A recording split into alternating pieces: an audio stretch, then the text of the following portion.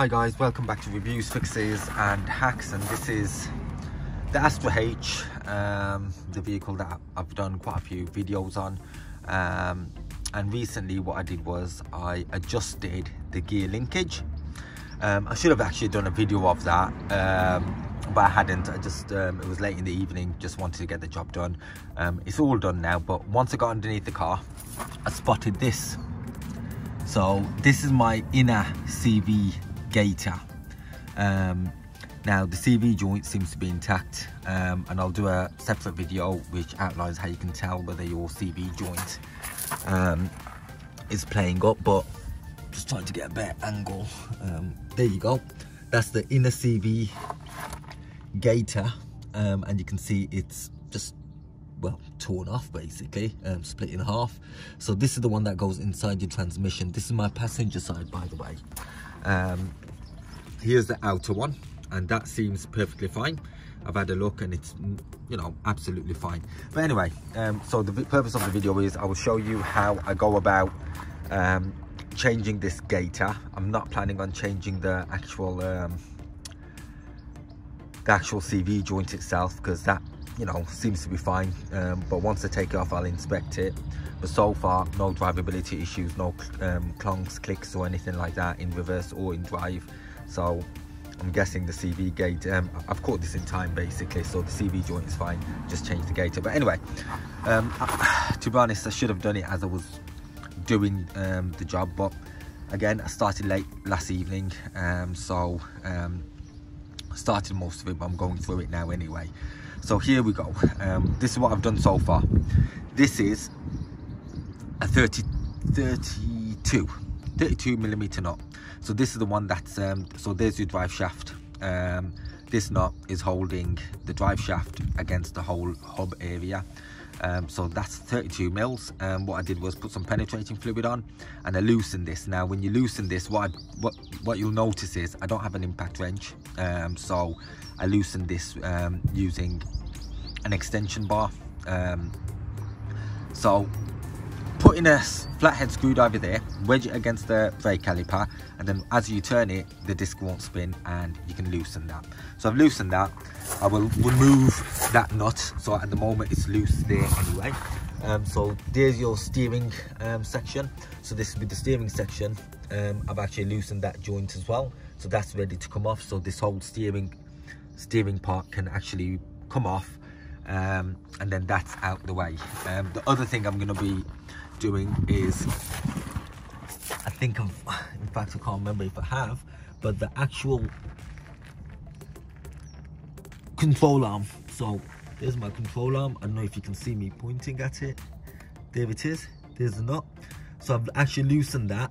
Now this, I'm just gonna have to hammer it out. So basically this separates from the actual hub itself, so I'm gonna hammer it out, separate it, and once I've done that, the next part is loosen this off and then just whack this. What I might do is turn the actual wheel this direction so that it's pointing that direction, and then just hammer this out, and I can take the drive shaft out in this direction.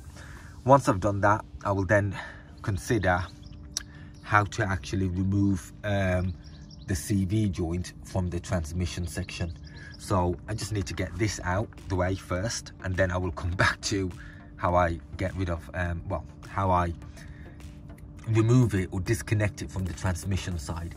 Hopefully it just pulls out. If not, I might have to take the under tray off and then hammer it or knock it from underneath basically and out of the transmission section. Now if I'm correct, it's only held in by a circlip, so just a bit of tapping away should loosen it, but we'll see how it goes.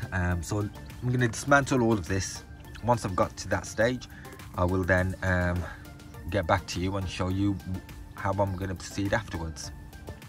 So here we are at the moment. As you can see, I've taken the tie rod off, so I've taken that off. I've also taken off the let me see if I can see it. There it is. So I've actually taken that off as well. So the control arm ball joint that goes into the actual wheel hub, I've taken that off. That was the hardest thing by far. I don't have any pry bars or any lengthy piece of metal, so what I had to do, and in fact I'll show you what I did in order to get this out basically, and it was a ball ache basically. Absolute nightmare. And now the whole arm is actually loose. What I now need to do is maneuver the whole suspension arm to the right, so that direction. So I'll move this direction.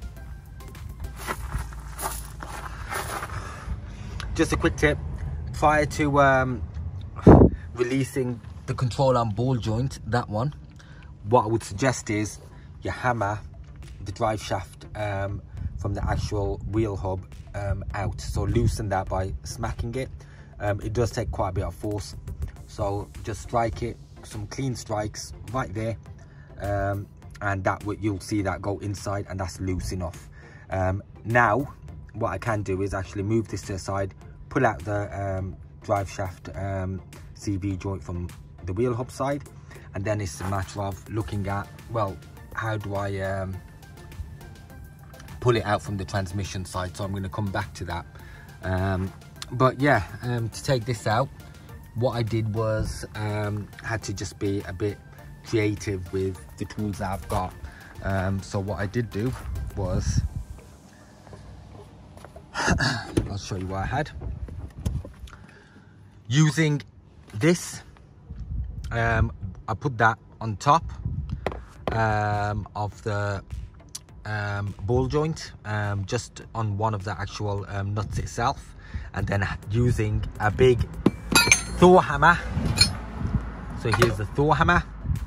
I smacked it from the top.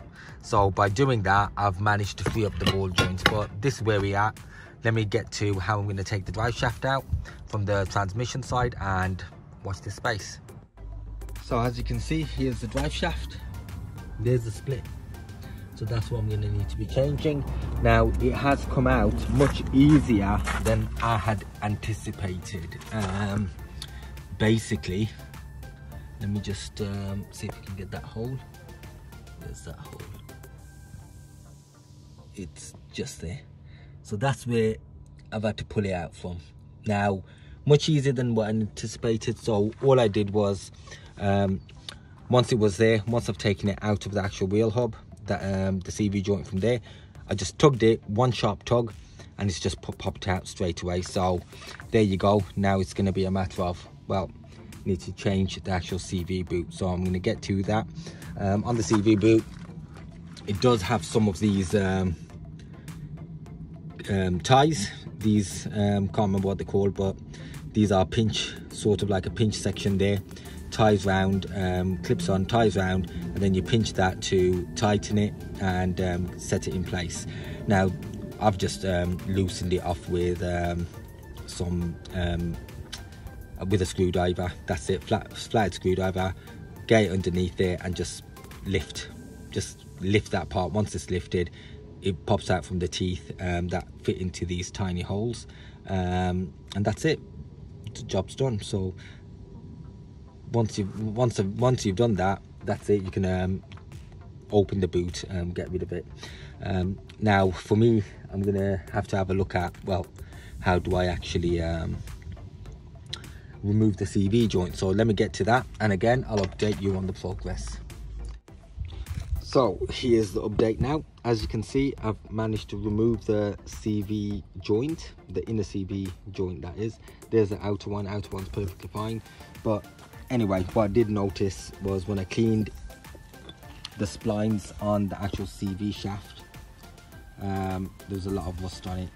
You can probably still see, if you can get a clearer image, there are some rust residues. So I'll use some brake cleaner, not brake cleaner, yeah, actually brake cleaner will do, and clean off the remaining residue of the splines themselves. That then tells me that there was some water ingress. I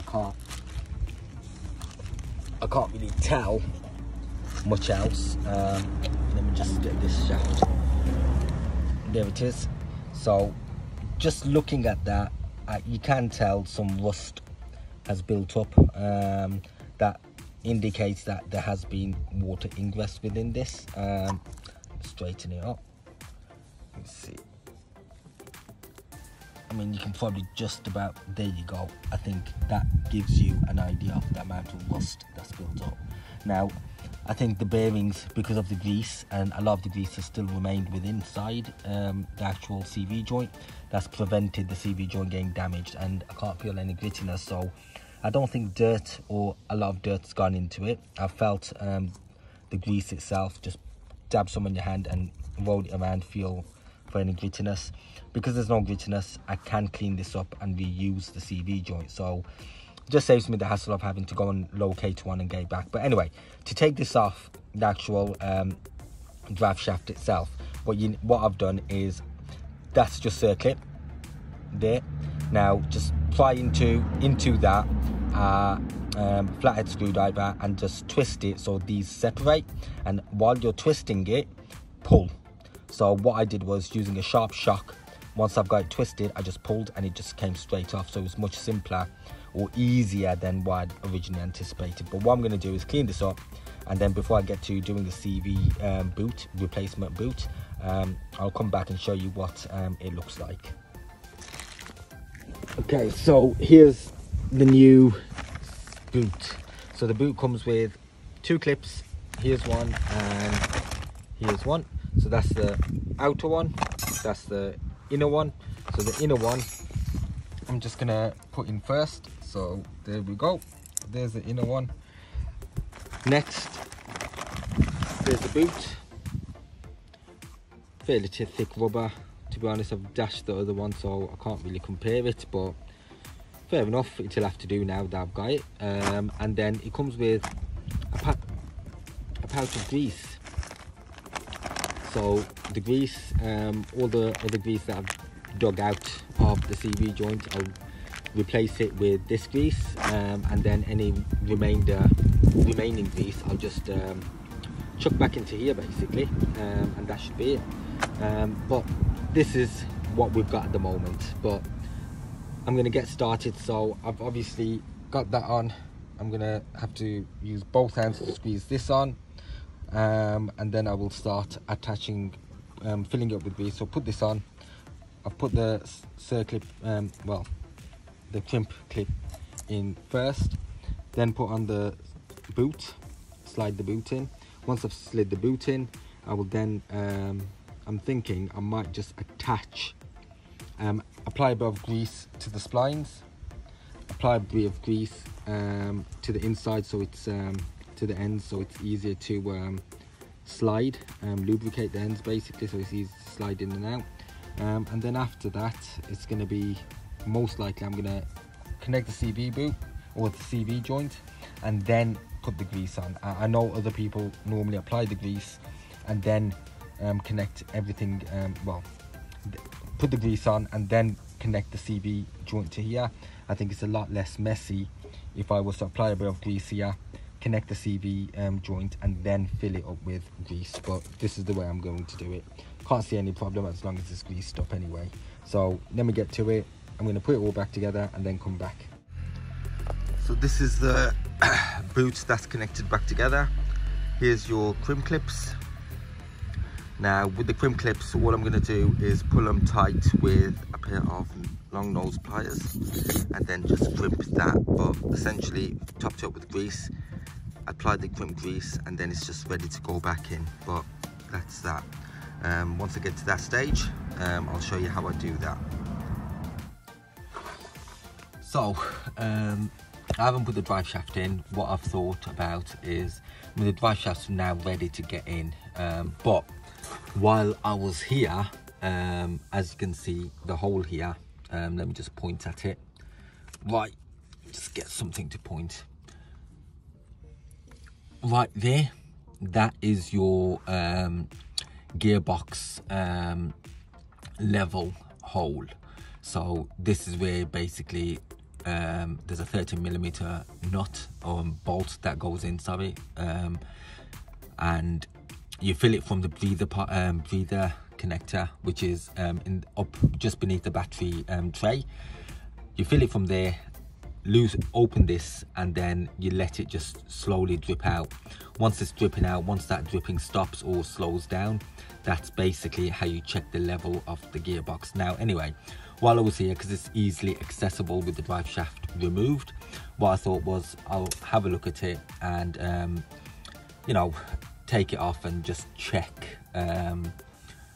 whether I can actually remove some of the oil and put in some new fresh oil through the same hole.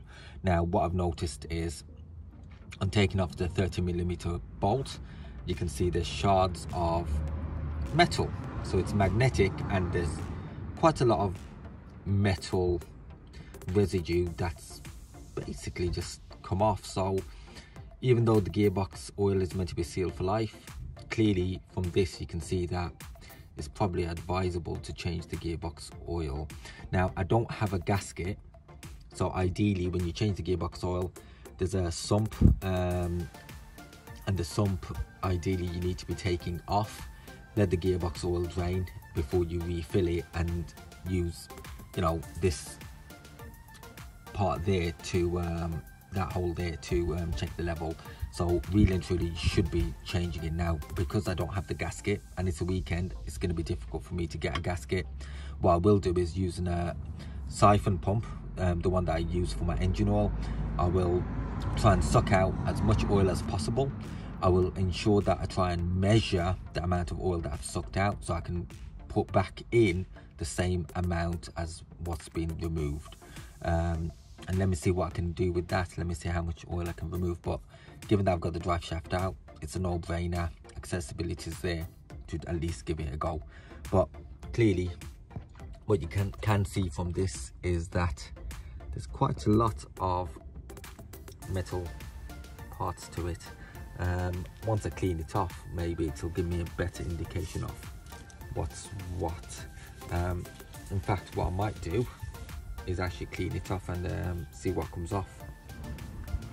So using a siphon pump, I've basically just sucked out approximately, so if I follow the cable through, there it is, goes all the way around, and as you can see I've got about 1 litre. So this oil canister, you can see the markings, that's 1, 2, 3, 4, actually that's half a litre, isn't it?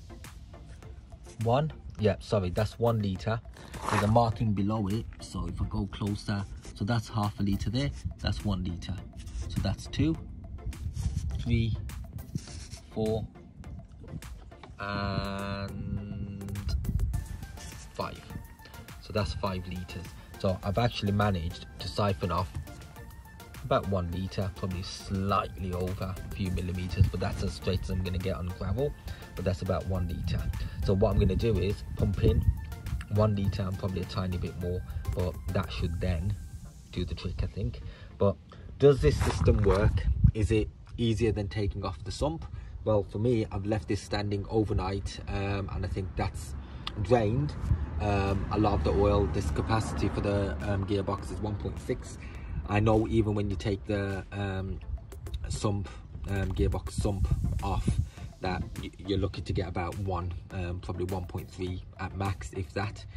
So a lot of the oil is actually just still within the transmission, higher up, and it doesn't come down to the sump.